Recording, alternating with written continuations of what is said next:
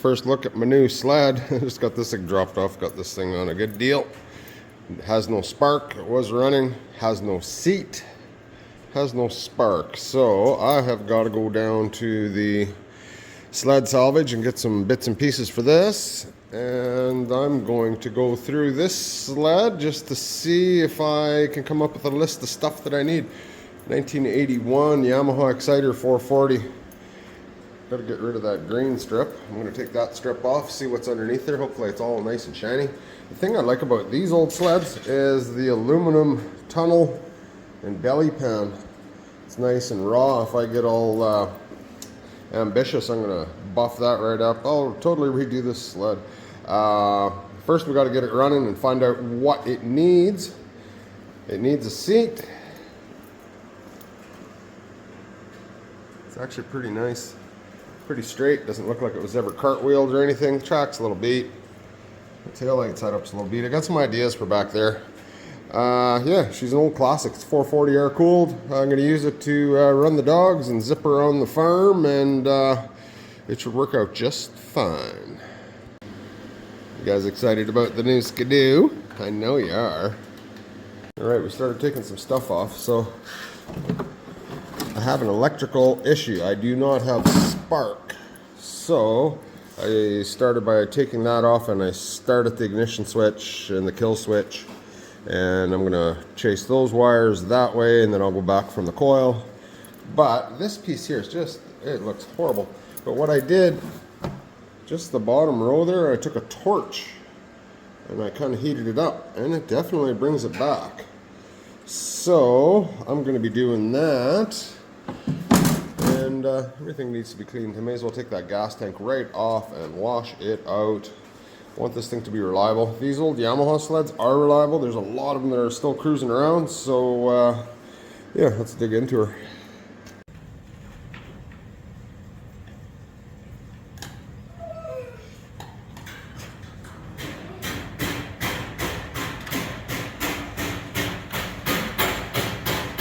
All right. I got my fancy CDI box, which is very hard to track down in Canada. They were very expensive used options, and I'm not a big fan of replacing something with exactly the same thing I replaced it with.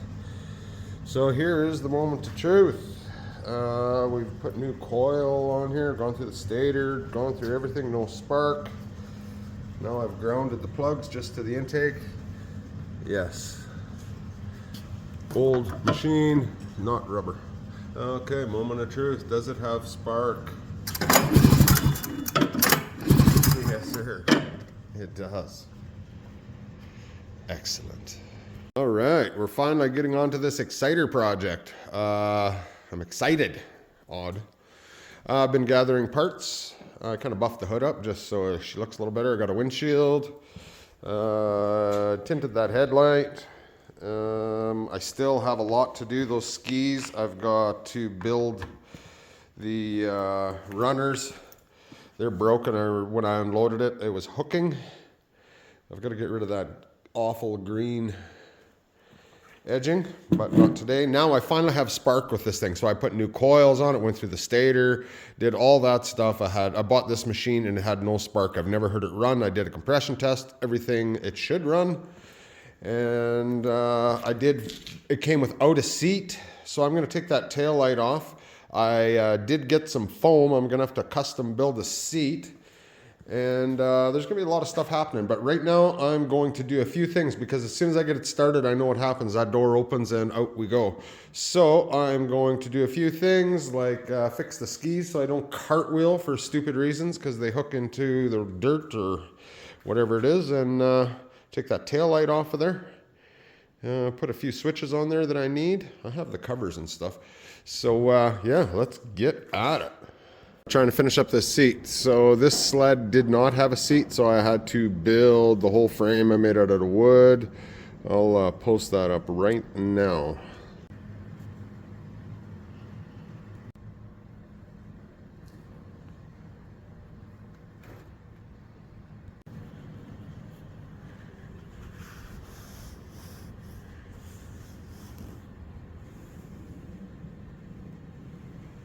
this is an actual seat cover for an 81 Exciter, but I had to get a foam from Polaris is all that I could find. And like there's supposed to be a plastic molded piece here, I believe. Super hard to find seats for these Exciters. I couldn't find it, so we're just doing with what we got here. So this is what I came up with. So it's just a frame screwed into there. There's a gusset right there, like a piece of 2x4. Like this seat's got some weight, but it's going to be pretty solid. It should be good. I plan on riding this thing for like hours on end. I want to travel like 40-50 miles at a time on this thing. So yeah, so now I'm just going to take my foam, wrap it around here, and just staple everything to the front here, and we'll see how she looks. All right, she's all buttoned up and ready to go. Got the seat done, the hand warmers hooked up, straightened out the mud flap, polished all this gear up, got rid of the rust, went through everything, oiled, greased, made everything pretty.